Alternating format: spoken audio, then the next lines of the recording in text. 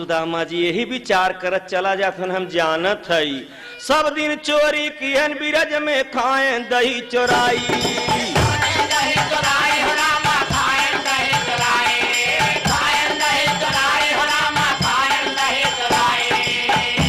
अरे ते कहा मैदानिया बन के करी है मोर विदाई ऐसे सोच अपन माना चली भैले ना।